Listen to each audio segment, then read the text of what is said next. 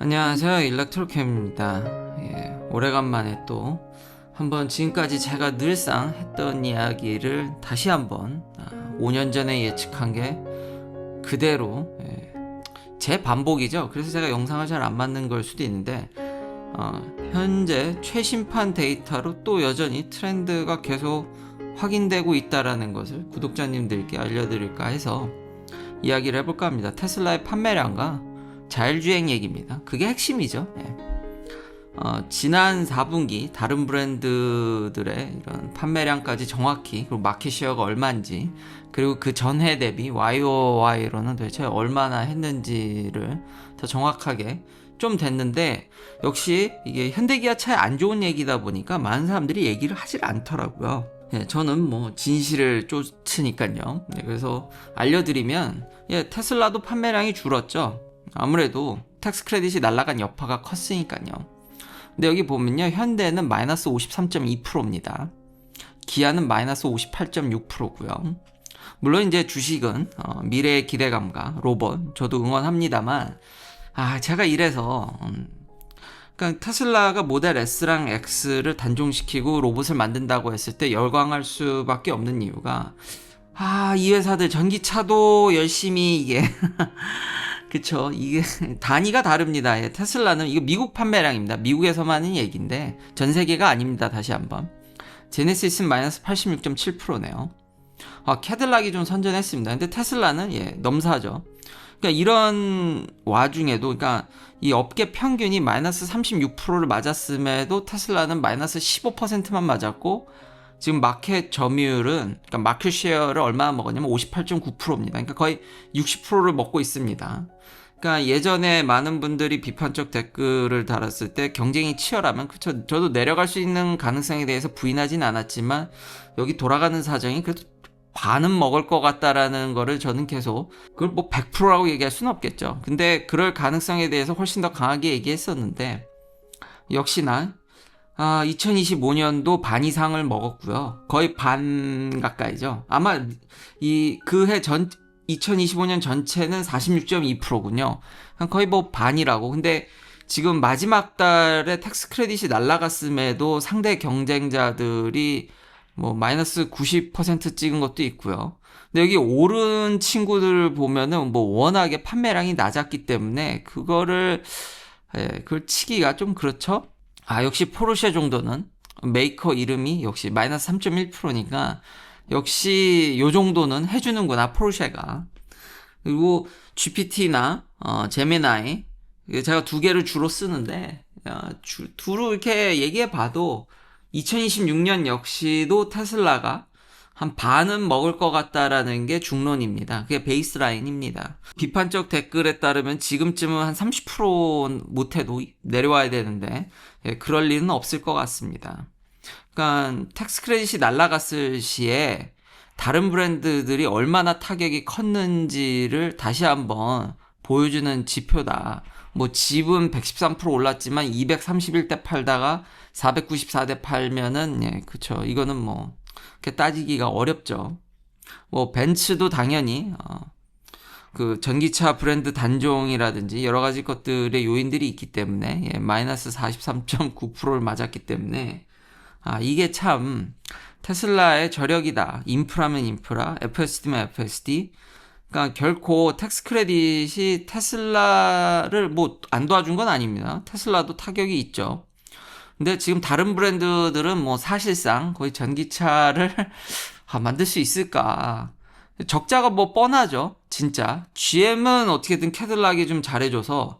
근데 캐딜락도 역시 슈퍼크루즈라는 그래도 하이에서 되는 굴지의 자율주행 도움이 있었기 때문에 참 선전한 게 대단하고요. 그러니까 이런 미국의 사정을 보면은 역시 전기차는 테슬라다.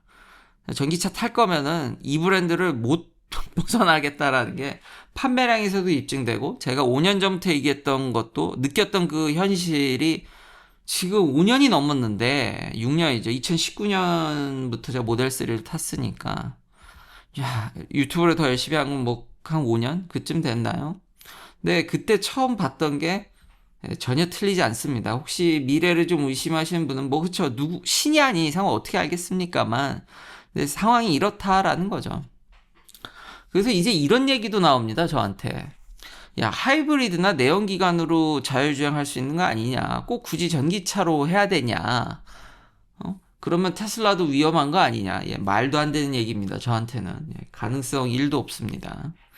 근데 물론 저는 그렇게 생각합니다. 솔직히 제 마음속은.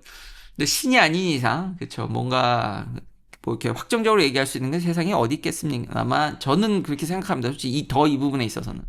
왜 그러냐면은 이미 수차례 제가 엄청나게 얘기했지만 전기차가 로보택시에 훨씬 유리합니다. 유지 보수, 제어가 쉽죠. 소음 진동, 그리고 규제, 그러니까 환경 규제나 이런 것들에 더 좋고요. 제가 공학도로서 보는 거는 제어가 전기차가 월등히 쉽습니다. 설계를 해보면.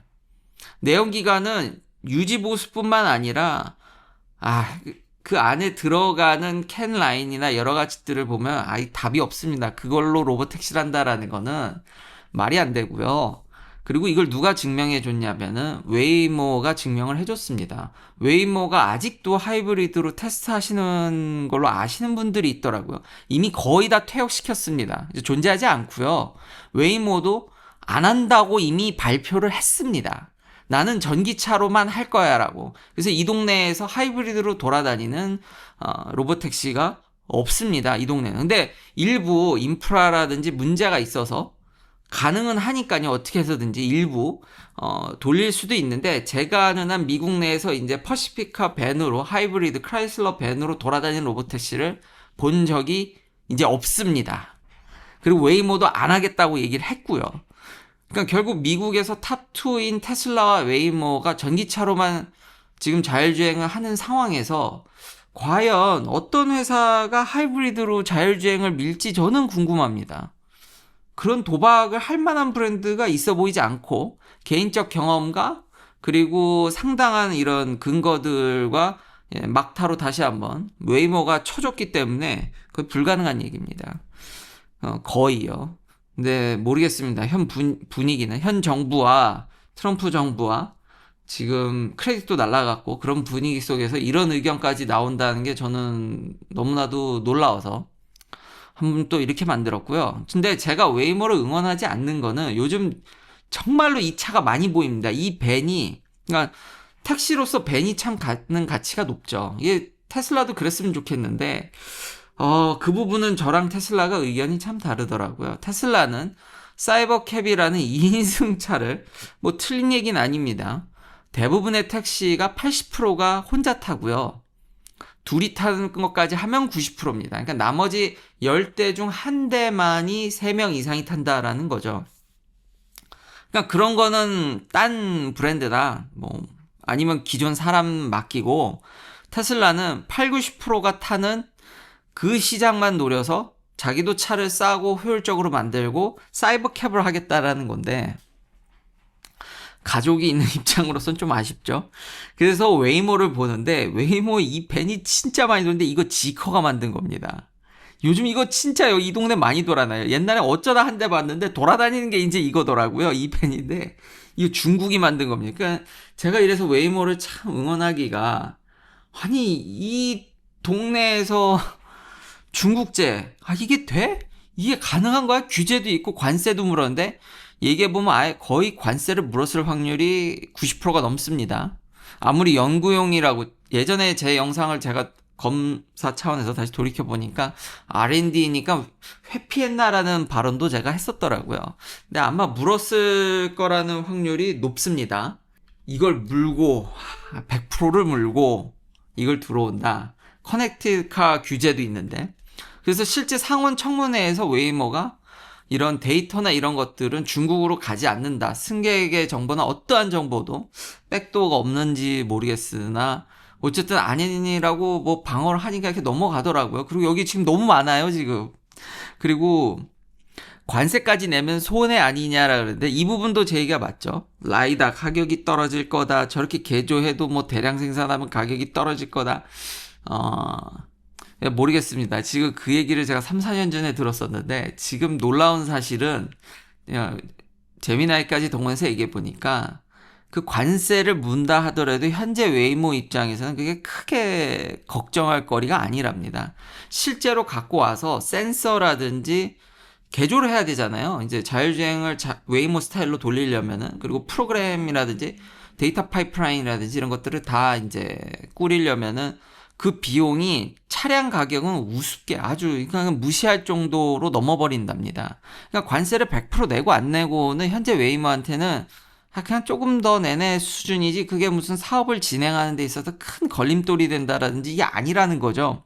그리고 진짜 문제가 되면은 그제서야 현대 아이오닉 5 같은 다른 EV를 병행할 계획이 있다라고 밝히긴 했습니다만 지금 저희 동네, 그러니까 이게 참 아이러니한데요. 미중 갈등은 격해져 가고 있고 중국을 그렇게 견제하는데 현재 실리콘밸리에서 웨이모가 운영하는 로봇택시는 그 뼈대는 중국이 만들고 있다라는 현실에 대해서 정말 진짜 정말 아이러니이지 않습니까? 그것도 사실 제가 이 영상을 만들게 되는 모티베이션도 있습니다. 참 아이러니하죠. 인생이나 어떤 정치적인 면이라든지 현재 돌아가는 상황은 참 중국의 힘이 대단하고도 느껴지기도 하면서, 그리고 웨이모는 끝까지 저거를 청문회에서 디펜스를 하면서 중국에서 벤을 들여다 개조를 한다라는 게, 이 부분이 저도 별로 그래서 웨이모를 미국에서 만드는 결국 테슬라를 더 그러니까 응원하지 않나 싶습니다. 당연히 정치적 리스크 계속 발목을 잡지만 그럼에도 이게 더 이득이니까 현재 여기서 지커 밴을 저렇게 늘리는 거겠죠. 참 놀랍습니다. 그래서 현재 어떤 그런 제가 현재서 이렇게 느끼는 뭐랄까 아이러니, 이런 참 만감이 교차하는 현재의 상황과 이런 것들은 참 다르게 돌아가는구나라는 거를 알려드리고 싶어서 이렇게 영상을 만들었습니다. 긴 영상 시청해 주셔서 감사합니다. 다음도 테슬라 관련 이야기들로 찾아뵙겠습니다.